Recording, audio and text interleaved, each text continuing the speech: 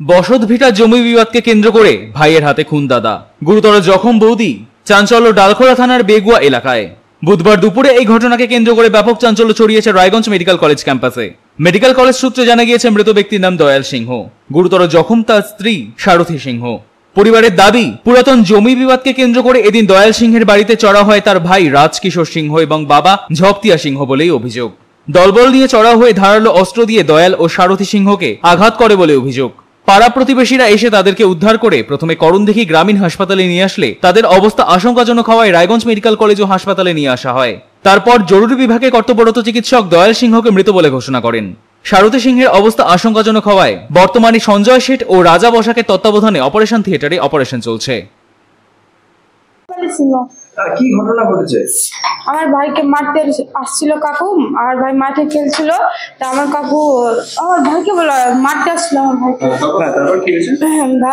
আমার বাবা আজকে বাড়িতে আসে, তো আমার বাবা বলছিল কি আমার ছেলেকে কেন মারবে, যা দরকার আছে আমাকে বলো।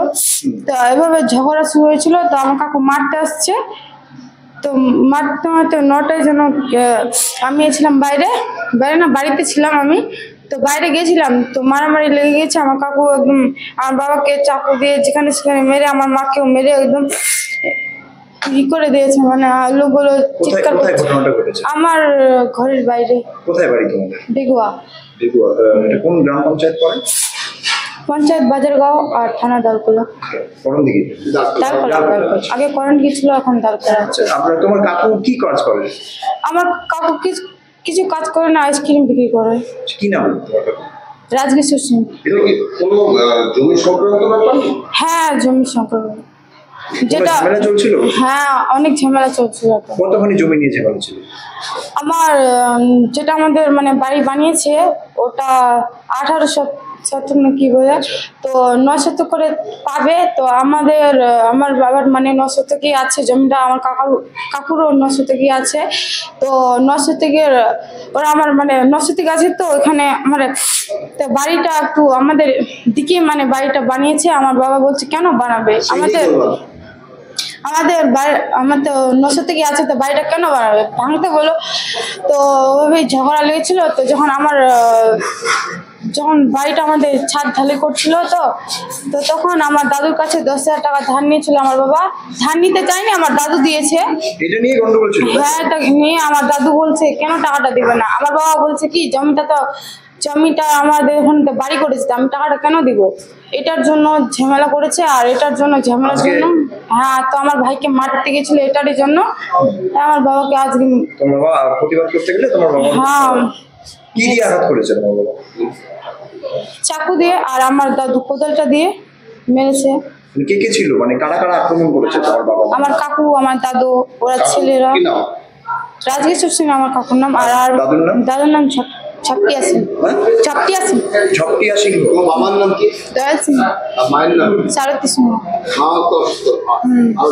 বাবার অবস্থা? বাবা আমার মারা গেল। তোমরা কি পুলিশে জানিয়েছো? থানায় জানাবে? জানাবো আমি। আমি ওর ফাঁসি চাই, আমার কাকু। তুমি কোন ক্লাসে পড়ো? আমি 12-এ পড়ি, বেগুয়া স্কুলে। বাড়িতে কে কে আছে? আমার বাড়িতে কেউ নয়। তুমি আর তোমার ভাই? আমি, আমার ভাই, আমার বাবা। আমার মায়ের নাম কি? সুমিত কুমার সিংহ। কোন ক্লাসে পড়ে? 8-এ পড়ে। কোন স্কুলে? বেগুয়া স্কুলে। বাবা কি কাজ? বাবা রাজমিস্ত্রি কাজ। আমার নাম বন্ধুলাল।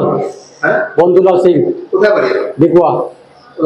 এগুলো হচ্ছে কি হয় আপনার? আমার বাড়ি বস্তির প্রতিবেশী? হ্যাঁ। কি হয়েছে?